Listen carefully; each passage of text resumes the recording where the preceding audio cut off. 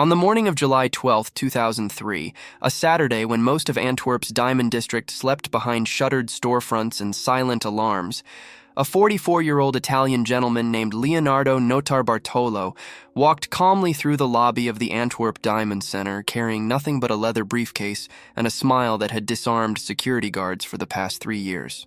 He nodded to the weekend receptionist, swiped his access card, which identified him as a legitimate diamond merchant with vault privileges, and descended into what was considered the most secure vault system on planet Earth. What happened over the next 27 hours would be called the heist of the century, a masterpiece of planning so intricate that even after they were caught, investigators couldn't fully comprehend how it had been done. This is the story of how 5 men defeated 10 layers of security that were supposed to be mathematically unbeatable and walked away with over $100 million in diamonds, gold, and jewelry. Almost. Leonardo Notarbartolo was not who he appeared to be.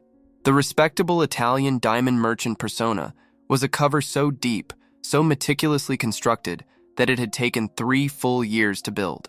He'd rented an office in the Diamond Center in 2000, joined the Diamond Merchants Association, attended industry events, made small trades, complained about taxes with other merchants over espresso. He was utterly forgettable in his normalcy. Middle-aged, slightly overweight, always polite, always professional. He paid his rent on time. He kept business hours. He was invisible in the way that only perfectly average people can be.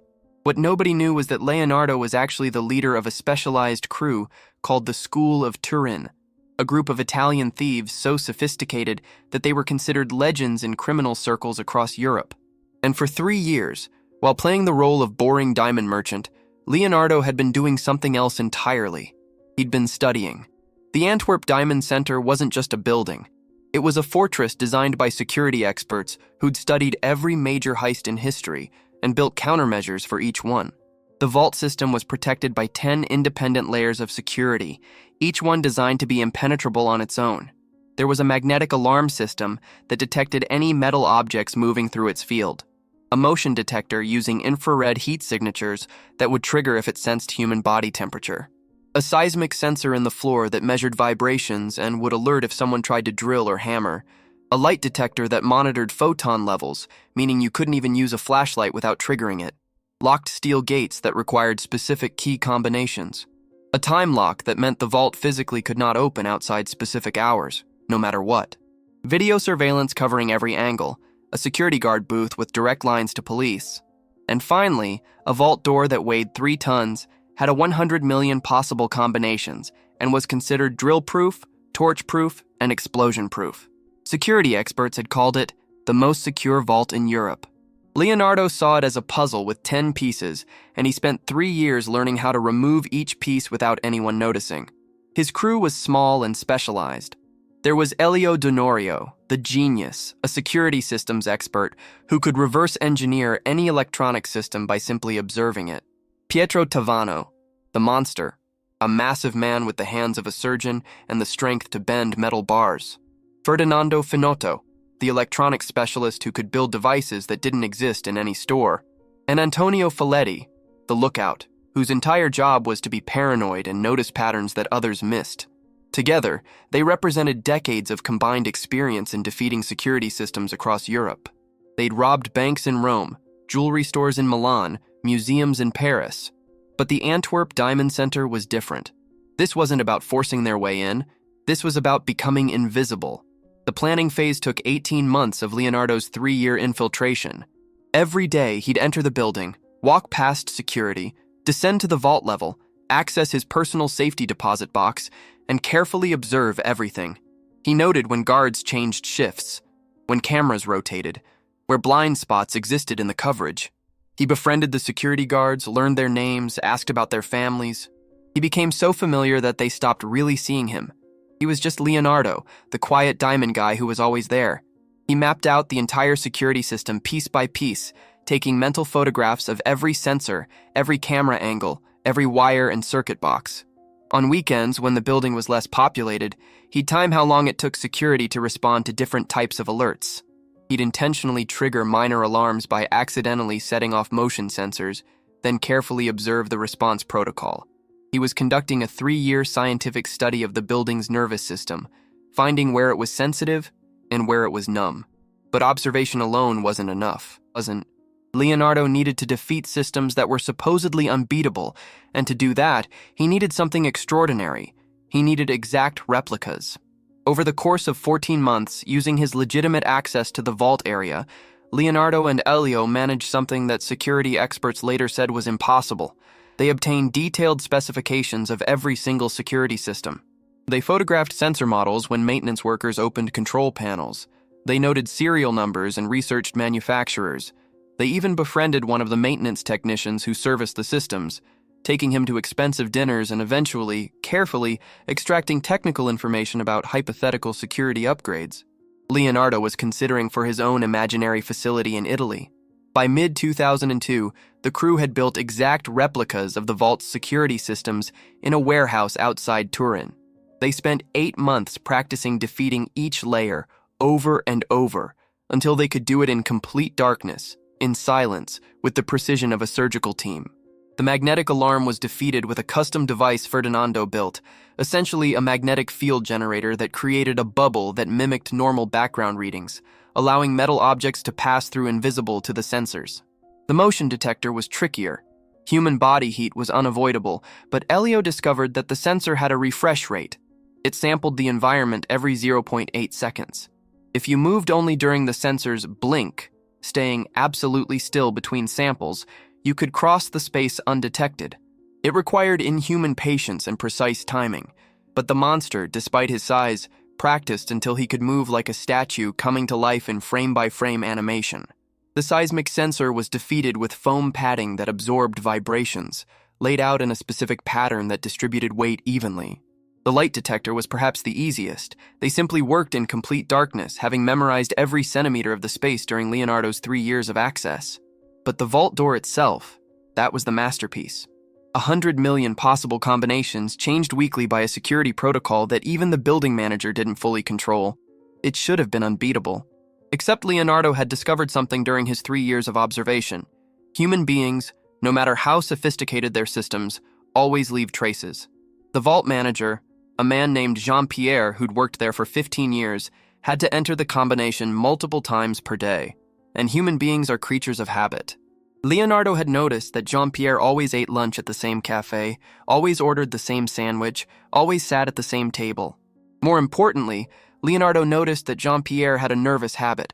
After entering the vault combination, he'd unconsciously touch the dial in a specific pattern while talking to whoever was with him, his muscle memory recreating the movement he'd just performed. Leonardo watched this happen dozens of times over 3 years, and slowly, he decoded the pattern. He didn't need to see the numbers. He just needed to understand the rhythm, the spacing, the direction of each turn. By June 2003, they were ready. The plan was set for the weekend of July 12th or 13th, when the building would be minimally staffed and most diamond merchants would be away. Leonardo had carefully established a pattern of sometimes working weekends, so his presence wouldn't be unusual. The crew would enter Friday night, hidden in a delivery truck that Leonardo had arranged with a legitimate shipping company he'd been using for 3 years. They'd emerge after hours, access the vault level using Leonardo's legitimate keycard, defeat the security systems one by one, open the vault, take what they needed, and be gone before Monday morning when the theft would be discovered. They'd have approximately 36 hours before anyone even knew the vault had been breached. It was perfect. It was mathematical. It was foolproof. Friday, July 11th, 2003, 6:47 p.m. Leonardo entered the Diamond Center for the last time as a legitimate tenant. He smiled at the weekend security guard, made a joke about working too much, and took the elevator down. His heart was beating so fast he could hear it in his ears, but his hands were steady. 3 years of preparation came down to this moment. He accessed his safety deposit box, removed the items he'd carefully hidden there over the past months, custom tools, the magnetic field generator, foam padding, a small thermal camera, and placed them in strategic locations throughout the vault level, hidden in spots he knew the cameras couldn't see. Then he left, swiped out, waved goodnight to security, and walked into the warm Brussels evening. In 6 hours, his crew would enter through the delivery bay, and the impossible would begin. At 1:23 a.m. on Saturday morning, a delivery truck pulled into the Diamond Center's loading dock. The driver had proper credentials. He'd been making deliveries there for 3 months, another piece of Leonardo's long game. He unloaded several large boxes marked as diamond polishing equipment for Leonardo's office, waved to the loading dock attendant, and drove away. Inside 3 of those boxes, barely breathing, were Elio, Pietro, and Ferdinando. They waited in complete darkness and silence for 47 minutes until the loading dock attendant completed his rounds and retreated to his station. Then, moving with practiced precision, they emerged. Antonio was already in position outside, monitoring police frequencies and security guard patterns with radio equipment. Leonardo would join them at 3 a.m., entering through the front door with his legitimate access card, even in the middle of the heist, maintaining his cover in case something went wrong. The infiltration was a symphony of patience. Using Leonardo's detailed maps, they navigated to the vault level through maintenance corridors, moving only during the blind spots and camera rotation that Leonardo had timed down to the second. When they reached the vault level, the real work began. Elio activated the magnetic field generator, creating their invisible bubble. Pietro laid out the foam padding in the precise pattern they'd practiced, creating a vibration-dampening path. Then came the motion detector, and this was where human precision became almost supernatural. One by one, they crossed the sensor field, moving only during the 0.8-second sampling gaps, freezing into absolute stillness between movements. It took Pietro 14 minutes to cross 8 meters of space. Sweat poured down his face, but he didn't even allow himself the motion of wiping it away. They worked in total darkness, their eyes long adjusted, moving by memory and touch. When they reached the vault door at 3:47 a.m., exactly 3 years to the day after Leonardo had first entered the building, there was a moment of collective held breath. Everything depended on whether Leonardo's 3 years of observation had been accurate, whether his decoding of Jean-Pierre's unconscious muscle memory was correct. Leonardo approached the dial. His hands, which had been steady all night, now trembled slightly. He closed his eyes, visualizing the pattern he'd seen Jean-Pierre perform hundreds of times. Right 4 turns to the rhythm of 1 Mississippi, 2 Mississippi, stop. Left 3 turns faster, like counting quick breaths, stop. Right 1.5 turns, slow, deliberate, stop. Then the final sequence, a complex pattern that had taken 2 years to fully decode. He pulled the handle. For a terrible second, nothing happened. Then, with a sound like a sigh, the 3-ton door swung open. What they found inside was beyond even Leonardo's calculations. The vault contained 160 safe deposit boxes belonging to the world's wealthiest diamond merchants. These weren't just valuable, they represented the absolute top tier of the diamond trade, stones so rare they were essentially priceless. There were pink diamonds from Australia that existed in quantities of less than a dozen worldwide. Blue diamonds from India with provenance dating back to the Mughal Empire. Flawless white diamonds the size of quail eggs. But more than that, there was something Leonardo hadn't fully anticipated. The merchants, feeling absolutely secure in the safest vault in Europe, had stopped maintaining detailed documentation. Many of the boxes contained stones that weren't officially declared for tax purposes, deals that existed only as handshake agreements, inventory that was technically in transit between buyers. The vault wasn't just secure, it was anonymous, which meant that even after a theft, many merchants wouldn't be able to officially report what was stolen without admitting to tax evasion or illegal trading. The crew worked with mechanical efficiency. They'd planned to be selective, taking only the highest value-to-weight ratio items, leaving everything else undisturbed to delay discovery. But when they opened the first box and saw the contents, the plan changed. They began emptying boxes systematically, filling duffel bags with diamonds, gold, jewelry, bonds, and cash. Pietro found a box containing $1 million in $500 notes, bundled and labeled tax hold. Elio discovered loose diamonds in quantities that suggested they were being stored illegally, outside of official inventories. They took everything. The plan for careful selection dissolved into the raw mathematics of greed. They had 36 hours and bags to fill, so they filled them. By 9 a.m. Saturday morning, they'd emptied 123 of the 160 boxes. But something was happening that Leonardo didn't know about. One of the security systems, a backup that wasn't documented in any of the building's official security protocols, had activated. It was a silent alarm connected directly to the Antwerp Police Department's organized crime unit, triggered not by motion or heat or light, but by the vault door being opened outside of authorized hours. It was a secret system installed after a previous theft attempt in 1998. known only to 3 people in building management and 5 people in the police department. At 4:17 a.m. Saturday morning, when Leonardo had opened the vault door, a red light had begun flashing on a console in the police department's central monitoring room. The weekend operator, who'd been working that desk for 6 months, had never seen that particular light activate. He checked his protocol manual, found the entry, and realized what it meant. Someone was inside the Antwerp Diamond Center vault. The police response was immediate, but also careful. Inspector Klaus, who commanded the organized crime unit's weekend team, made a crucial decision. Don't rush in. If someone had managed to breach the most secure vault in Europe, they were dealing with professionals who'd certainly have escape plans, lookouts, and possibly weapons. Better to wait, watch, establish a perimeter, and catch them when they tried to leave. By 5 a.m., unmarked police vehicles had quietly positioned themselves at every exit from the Diamond District, a 6-block radius around the Diamond Center. Snipers took positions on rooftops.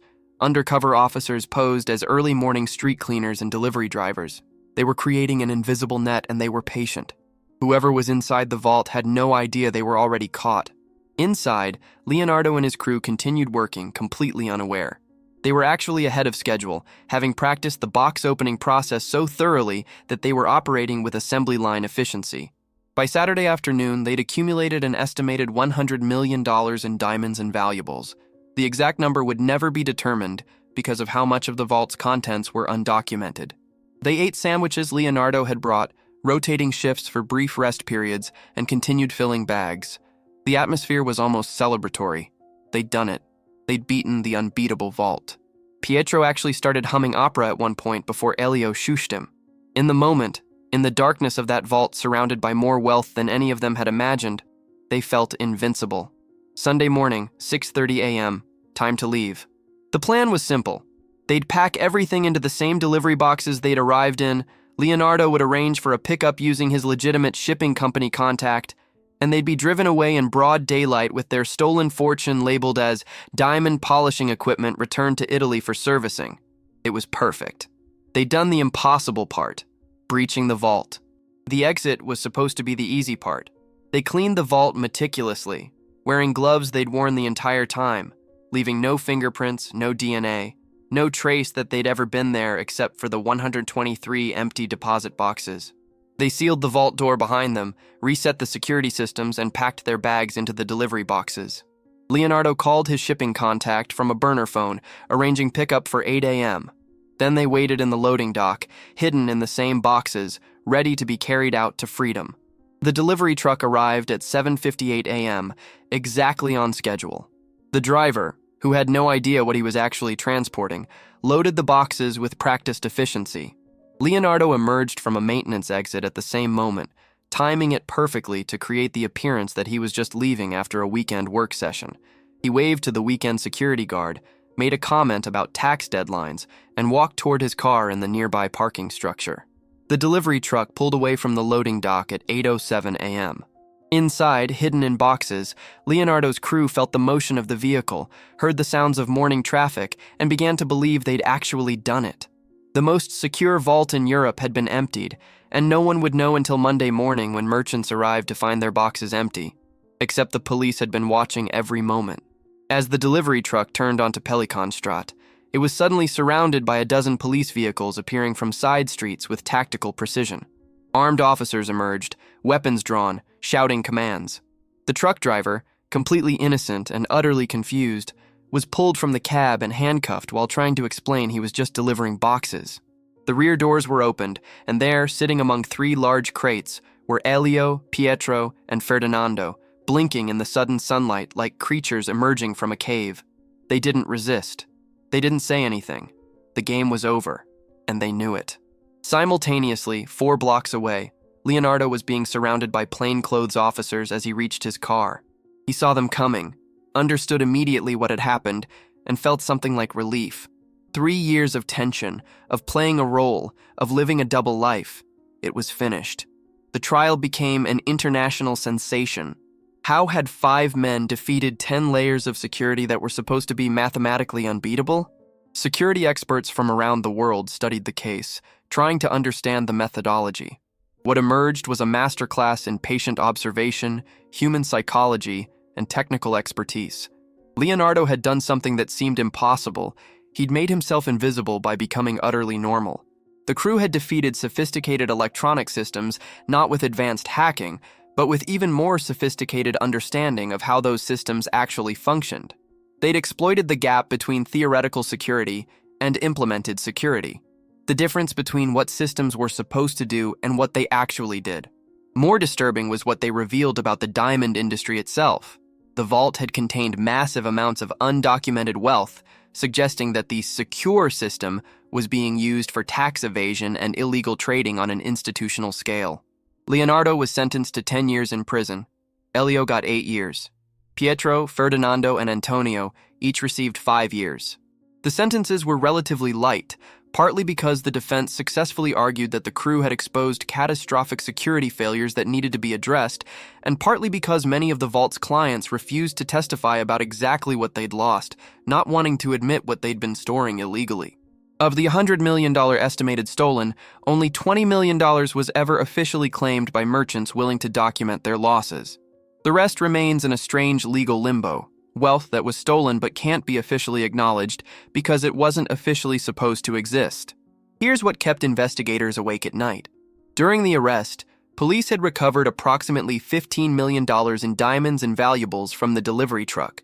But Leonardo and his crew had been working in that vault for over 30 hours, had emptied 123 boxes containing an estimated $100 million in contents, which meant that somewhere, approximately $85 million worth of diamonds had vanished. The crew had been watched continuously from the moment the secret alarm triggered on Saturday morning at 4:17 a.m. They'd been tracked, monitored, observed. There had been no opportunity to transfer the stolen goods, no moment where they'd been out of surveillance. Yet somehow, the majority of the heist's proceeds had disappeared like smoke.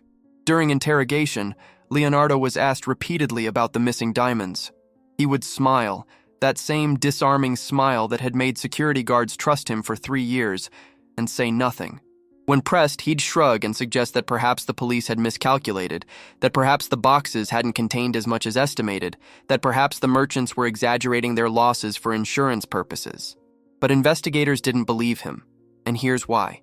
In the months after the arrest, police forensic teams discovered something extraordinary in Leonardo's warehouse outside Turin, where the crew had practiced. Hidden behind a false wall, they found detailed plans not just for the Antwerp heist, but for something else, a secondary location, a backup plan, a contingency they hadn't known about. The plans referenced coordinates in the Swiss Alps, a property purchased under a shell company 3 years earlier, the same year Leonardo had first rented his office in the Diamond Center. A team was sent to investigate. What they found was a small, remote cabin at 2,400 meters elevation, accessible only by a hiking trail that was impassable 6 months of the year due to snow. Inside the cabin, which appeared to have been visited recently, they found a sophisticated security system, temperature-controlled storage, and most damning, diamond dust. Microscopic traces of industrial diamond particles used in cutting and polishing, the kind that would be present if someone had been examining and sorting high-value stones. But there were no diamonds, no gold, no valuables of any kind. The cabin had been cleaned with the same meticulous attention to detail that the crew had shown in the vault. Whatever had been there was gone. The theory that emerged was elegant and infuriating.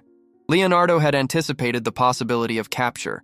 During the 3 years of preparation, he'd built not one plan, but 2. The crew that entered the vault that weekend wasn't the entire operation. There had been a 6th person, someone who'd remained completely invisible throughout the investigation.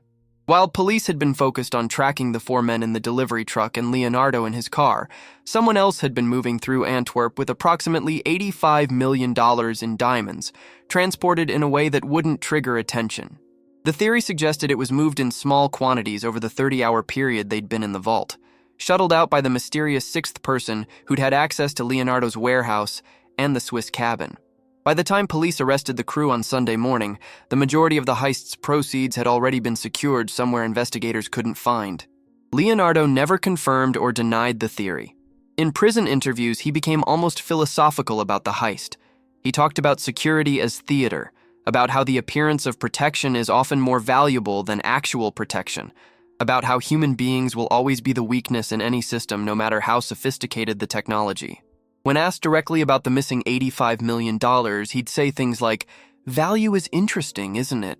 These diamonds everyone is so concerned about. They're just carbon arranged in a particular crystalline structure. We agree they're valuable, so they become valuable. But if that agreement disappeared tomorrow, they'd just be expensive rocks. The real theft wasn't the diamonds. The real theft was exposing that the security was a beautiful lie everyone wanted to believe." Today, Leonardo Notarbartolo is out of prison, having served his full sentence. He lives quietly in Italy, runs a small consulting business advising companies on security vulnerabilities, and has written a book about the psychology of theft that's required reading in criminology courses across Europe. The Antwerp Diamond Center rebuilt its entire security system, spending an estimated $15 million on upgrades that supposedly make the vault impregnable now. They installed biometric scanners, quantum encryption, AI-powered monitoring systems that learn and adapt. Security experts call it the most advanced vault security in the world. But those same experts, when speaking privately, will admit something uncomfortable. If Leonardo Notarbartolo wanted to study it for 3 years, could he find a way in? And the honest answer most of them give is, probably. The missing $85 million has never been recovered. Interpol keeps the case open, maintains alerts on diamond markets worldwide, monitors for any unusual transactions involving stones matching the descriptions of what was stolen. But high-quality diamonds are nearly impossible to trace. They can be recut, have their clarity enhanced, be mixed with legitimate stones in ways that make authentication nearly impossible. Every few years, a stone appears on the market that matches the profile of one stolen from Antwerp, but proving it's the same stone requires documentation that doesn't exist, because the stone was never officially documented in the first place. It's a perfect crime in the most frustrating way. Everyone knows what was stolen, but no one can prove exactly what was stolen, so nothing can be definitively recovered. And here's what truly bothers investigators about the Antwerp Diamond Center heist. Leonardo wasn't special. He wasn't a genius with unique abilities. He was simply patient, observant, and willing to invest 3 years into understanding a system better than the people who built it. Which raises the terrifying question, how many other Leonardo Notarbartolos are out there right now, spending years becoming invisible, studying systems, finding the gaps between what security is supposed to do and what it actually does? How many impregnable vaults are currently being mapped by people who look like accountants and merchants and maintenance workers, people who smile politely and pay their rent on time and are memorizing every camera angle? The diamond industry doesn't like to discuss the Antwerp heist, not because of what was stolen, but because of what it revealed. That security, at its core, is about trust. We trust that systems work as advertised, that guards are paying attention, that cameras see everything, that alarms function properly. Leonardo's genius wasn't in defeating technology. It was in understanding that humans build technology and humans make compromises, take shortcuts, get comfortable, stop really seeing what's in front of them. He didn't hack the vault. He hacked the human belief that the vault was secure, and that's a vulnerability that no amount of technology can ever fully patch. Late at night, in that small cabin in the Swiss Alps that police found empty, there's a detail investigators discovered that still haunts them. Carved into the wooden wall in small, neat letters, almost invisible unless you're looking for it, is a phrase in Italian, La perfezione è nemica del bene. Perfection is the enemy of good. It's an old saying, but in the context of the heist, it takes on a specific meaning. The vault's designers had pursued perfection, had created 10 layers of security so complex and sophisticated that they believed it was unbeatable. But in pursuing perfection, they'd created something so complicated that the people operating it couldn't fully understand it, couldn't maintain it properly, couldn't recognize when someone was studying it. Leonardo hadn't beaten perfection. He'd beaten the human inability to maintain perfection, which is a very different thing. The most brilliant bank heist of all time wasn't about violence or explosions or sophisticated hacking. It was about a man who understood that the best disguise is normality, the best weapon is patience, and the best security system in the world is still just a machine operated by people who want to go home at 5 p.m. Leonardo spent 3 years becoming invisible, and in doing so, he proved something that security experts wish he hadn't. That given enough time, enough patience, and enough understanding of human nature, almost any system can be defeated. Not because the system is weak, but because the people operating it are human, and humans, no matter how sophisticated their technology, still make the same fundamental mistakes they've always made. We get comfortable. We stop really looking. We trust that things work simply because they're supposed to work. And somewhere right now, someone is walking into a secure facility with proper credentials and a friendly smile, beginning their own 3-year study of patterns and gaps in human habits. They're being utterly normal, completely forgettable, patiently invisible. And one day, years from now, we'll wake up to news of another impossible heist, another unbeatable system beaten, and we'll wonder how it happened. The answer will be the same as it was in Antwerp. Someone simply paid attention longer than anyone thought possible, and found the scene where reality's perfect security revealed itself to be beautifully, terribly human. If this story made you question what else might be possible, you're not alone. Subscribe because the impossible happens more often than you think, and we'll be there to show you how.